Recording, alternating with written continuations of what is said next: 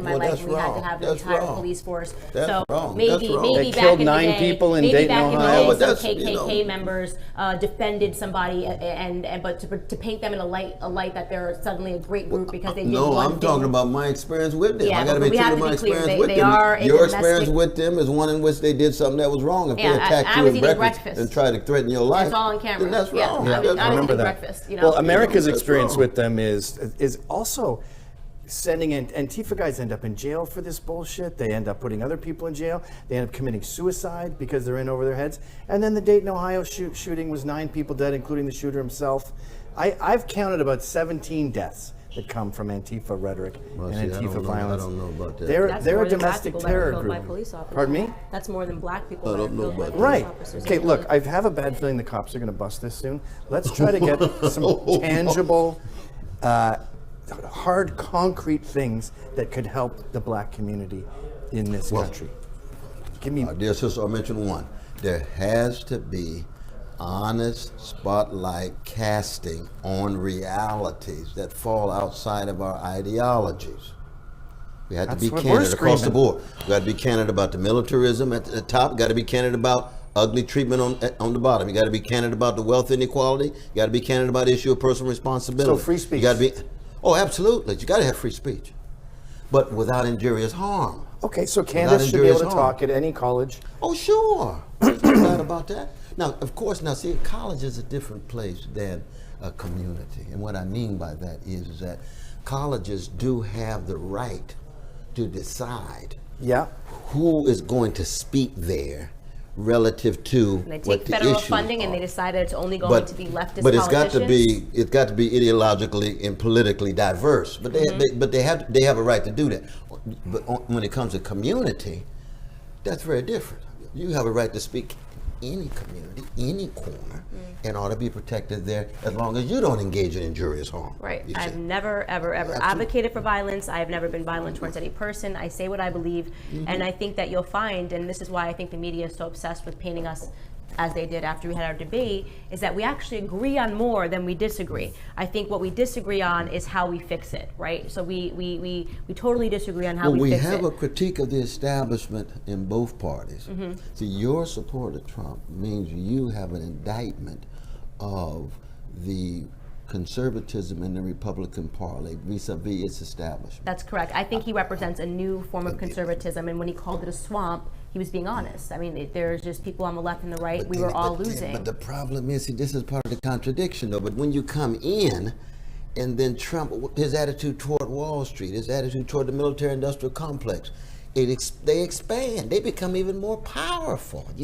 So if my focus, he has to hit them head on. He didn't have the courage to hit them. That's my left-wing critique. He doesn't have the courage to hit them head on, but he can spend all his time talking about precious Mexicans and Muslims and other folk. Well, good for the illegals. Got to go. I mean, they're harming Black America. Demonize the precious Mexicans. Don't call them. Don't call he doesn't them demonize precious Mexicans. Yes, he Mexicans. does. He talks about the ones Illegals. crossing No, the you're border. talking about all of them as criminals, all of them as so-and-so. That's just wrong. First off, that's wrong. Foremost, I'm going to say this. First, I'm going to say about illegal immigration, period. We know that under Barack Obama, the United States commissions did a report to determine who was harmed by illegal immigration. They determined, and this was a report done by both sides, that Black American men between the ages of 18 and 21 are the people that hurt the most. Especially in California. Because they're the ones that have to compete. And when they come into these neighborhoods, and and he's correct to say, we know that the majority of the drugs coming over the border, where are they going into? Our neighborhoods, right? So to me, it is so crucial for Black Americans to understand that anybody that's promoting for open borders and for telling you to flood them in are not people that are trying to help Black America. They know that we are the ones going to have to compete for them. Why wouldn't Trump say that rather than call them rapists and criminals? Right, listen. They're not rapists. They're coming to find a good job. A disproportionate number of the illegals crossing the border are rapists. They are. It's weird. 80% of the girls who cross the border get raped on the journey. 80%. They take birth control on the way over the border. That's just a fact. It's just an accepted part of the transition. Yeah, and that's why it's weird. Mexico doesn't have room in prisons. They encourage criminals to cross the border. Does that mean the 11 million precious illegals in this country? Do you think it's 30? I think it's 30. Well, I think most people traditionally say 11 or 12 million. But of those 11 and 12 million, what percentage of those do you think are rapists? A disproportionate number, more than they are represented in the population. Just in general committing crimes? Well, criminal. He says he called them criminals and rapists, so it'd be both. Criminals. I don't know, the way he talks about him is so vicious. It's so I'm sorry, but if you go into any of these sanctuary cities and you see the amount of crimes that are being committed because they're sanctuary, you can't park your car in San Francisco for 5 minutes without it getting broken into. Happened to me. I was there literally 5 minutes. Came outside. But that's all been of our true stuff. for a long time in a lot of hoods, a lot of communities. Come on. California was not the way that it is now. Well, I'm talking about other communities. Other communities. Listen, I'm not. You're never going to hear me make a blanket statement that all people are this or that. I'm not going to say that all Mexicans are coming to this country. Some of them are literal children that are being used by adults that are trying to get in here. Like you cannot. He should be careful not to issue those blanket statements. And listen, here's what I'll say. By the way, that's ugly but language. He has, because you know what? Then he was a candidate. Now he's a president, and he hasn't done those sort of sweeping statements since then. And people are holding on to it because now he's actually proven himself to be a pretty stand-up president. He's delivering results. He hasn't said anything super harmful to anybody at all. And I agree that illegal immigration is a problem that needs to be tackled. So I'm willing to look over a sentence that he said while he was on the campaign trail and look at what he's actually doing. He said a number of times, but yeah. He didn't say it a number of times. He said it one time in a speech. He says, at Fishbreeze, he said they're not giving us their best people, and that's a fact. If they are their best people, the government would be fighting to keep them in their countries because they'd be driving up their economy. Obviously, they're not giving us their best people. Well, it depends on what you mean by best, too, though. If it's just best in terms of professionals, likely in terms of to commit education. Yeah, least likely to commit crimes. If they were super educated No, but people you that got were some doctors and professionals lawyers. and educated folk in this country and other countries who commit a lot of crimes, We're too. splitting. I Yes, think we're but splitting that's hairs here. anecdotal. Well, I'm agreeing with you that we have to be careful and not demonizing an entire group of people. Absolutely. But I hope that you do understand that illegal immigration is something that really harms Black communities first and foremost, and that's a proven fact done by a report that was done under Barack Obama. But see, I would want to put the stress not so much on that competition. That competition is real. There's no doubt about that. Yeah. But my stress is much more on, first, the businessmen and women who come in wanting to exploit and walking away with profits that are just obscene. And this is where I'm with Brother Bernie, as you know, right? I'm much more concerned about that top 1% that comes in a variety of different colors who are getting off with obscene wealth and resources, while those of us who are in the middle classes, working classes, and poor fighting for the crumbs. Well, then I got to tell you Fighting for the something. crumbs.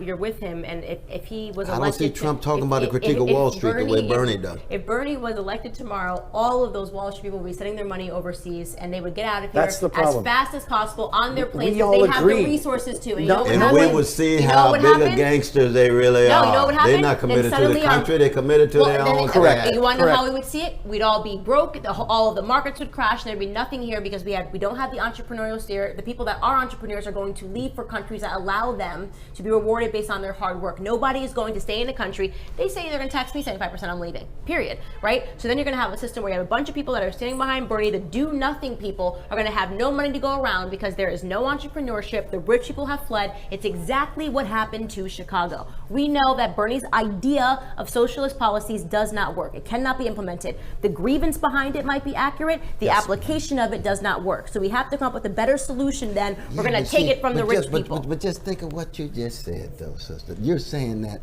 Wall Street has got America with a gun to its head. No, I didn't say that. Well, you said it. If in fact Bernie were elected, they would leave the country, no commitment to the country. That's just common sense. And I watch would the leave country too. go under. I would leave too. I'm not Wall Street. That's common sense. If you're telling me that they're going to tax me Are at 75%. you saying that your commitment to America is such that you would rather leave the country with No, money my and watch commitment to America myself go and under? my family is enough, but I'm not letting you take 75% of my hard work as a girl who came from absolutely nothing and grew up in a rat-infested apartment. Eisenhower No had higher government. levels, Do my not sister. care. I'm answering your question. Eisenhower had And you higher answer my levels. question. As a Would you girl who leave came under from nothing and Eisenhower? worked for everything that I have, no government is coming in and taking 75% of my income. I would leave. It's not a commitment to an America. It's a commitment to myself and a commitment to common sense. So, but what I'm saying is, so if you had lived under Dwight Eisenhower's regime where they had 80%, They had you would have 80%. left America? No one paid that. No. That was like a No, few no, movie they had stars. 80%, brother. No one was paying that. Under though. FDR, they had even higher. I have You to would look have it left up. FDR. I'm going to plead ignorant because I'd have to look up if We'd that have to check that out. sounds high to me. I'm 80% telling you, does not sound accurate, yes, so I'm it gonna was for that plead ignorance 1%. I can't It debate was something. gradations. You know, it was gradations. I would It have was to for the plead 1%. ignorance. It was But for this the was back when that 1%, I'm talking 1% about. It was for the like 1%. It wasn't for everybody now. Infinitesimally small percent of the population. Movie stars, moguls were paying those. 90% it was. Yes. But I think everyone agrees. No one likes the $500 million CEO salary when the people on the assembly line are paying 30. The problem is when the government tries to regulate that shitty situation, they make it even worse. The government makes everything worse. You were talking at the beginning about this. So what do we do then? How do you recognize the dignity of the worker if the only alternative is if we do something and intervene, the well-to-do walk off with their wealth and watch everything One thing we do is close the borders. Yeah, exactly. Why don't we actually put more wealth back into the country, close the borders, take care of our people first, hashtag America first, right? What he's talking about, and create opportunities for the people that came from nothing like I did to become wealthy, based on their own hard work and their good ideas. I don't need to hate the rich man. I want to learn how to become the rich man. Well, this is where we have a difference. If it were the case that when we say America first, we were saying American poor and working people first. We are. We're not saying that. No, wealth inequality has gone up. No. It's gone up. Yes, but the tax cuts both gone up. Would you agree the tax cuts help the rich much more than it did bigger for the working people? No, I would disagree. You think that Trump's tax cuts worked? The corporations that got those tax cuts, I have two sisters. Both of them then instantly got bonuses and raises because of the tax cuts. I have a cousin who works for Starbucks. I'm rich. They were murder on me. Who works for Starbucks. She got a raise instantly. So you're saying the corporations got the tax cuts. The people work for the corporations. That's what you trickle down economics. Yeah, but trickle down doesn't trickle the way it should. Nah, so I just answered your question. Every single person in my family received benefits because of that, and they are not wealthy by any stretch of any imagination. One of them was working at Starbucks, and she got a raise because of the tax cuts. And all of them said, but how big was that raise? How big was that raise? See, now you're splitting hairs. You asked me a question, I answered it. So for her, you might say the raise is small. Okay, it was for her. It was very $1. Small, but the raise at the top. But to her, the taxes that they got at the top were gargantuan. Then we got your precious sister getting a little increase. She was happy about it. So you. Well, no, we're not talking about people being happy. People can be happy for all kinds of things. She was happy about it. So my sister was happy about her bonus. My cousin was happy about her raise at Starbucks. My other sister was happy about her bonus. So we don't need Bernie to be aggrieved for them when they're happy. Thatcher used to talk about this, where they said the gap is the worst it's ever been, and Thatcher goes, "Yes, the gap is bigger now, but the poor are making more money." So yes, the gap increases and the rich are richer, but the poor also got richer. Well, you gotta look and a lot of lefties would rather the gap was smaller and both were poor they want than for this to be up here. Their idea of equality is everybody be poor. Every look at every policy that Bernie is pitching. It basically means we will not have equality until everyone is poor. But Bernie is not calling for absolute equality. He's calling for fairness. He doesn't want everybody to have exactly the same thing. That's not fair. You can't rob people. You can't rob people because they made it and they were successful. And by the way, he's not saying just the corporations. He's talking about people that live within a certain income bracket, right? And I refuse, as someone that has worked for everything that I have, someone that travels 6 days a week to work, I refuse to give my money up for people that I know. I have relatives that are on welfare, that sit on their butts all day and do absolutely nothing. I'm not doing that. I'm sorry. But you have to agree, most of the money that we pay to the government by means of taxes go to the military. It's 61 cents for every dollar. When you pay taxes, the first person you look at ought not be the person on welfare. The first person you look at ought to be Pentagon, State Department, marketeers, oligopolies, monopolies who have contracts making gobs of money with guns. Okay, so let's just shrink it all. Let's shrink it all. If we could shrink the military section of the budget. Now, in order to do that, we'd have to go against Trump. Welfare. We got to go against Trump for that. And welfare. I'm sorry. But we hardly even have a collective right to welfare anymore after Bill Clinton in 1996. That's what he did.